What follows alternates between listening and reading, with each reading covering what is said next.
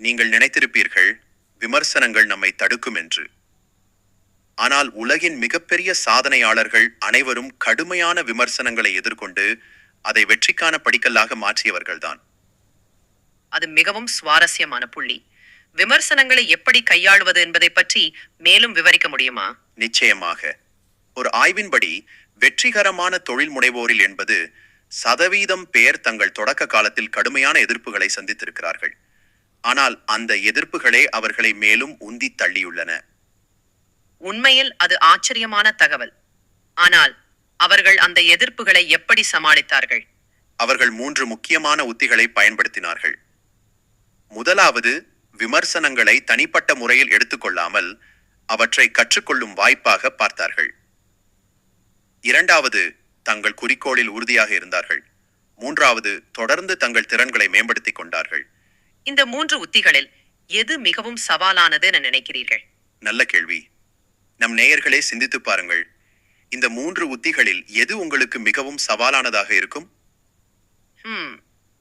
பெரும்பாலானவர்களுக்கு விமர்சனங்களை தனிப்பட்ட முறையில எடுத்துக்கொள்ளாமல் இருக்கிறது தான் கடினம். சரியாக சொன்னீர்கள். ஆனால் இங்கே ஒரு சுவாரஸ்யமான உண்மை என்னவென்றால், நம் மூளை இயல்பாகவே எதிர்மறையான கருத்துக்களை அதிகம் கவனிக்கும் தன்மை கொண்டது.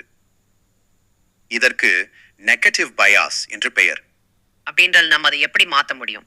இதற்கு ஒரு பயிற்சி செய்து பார்க்கலாம்.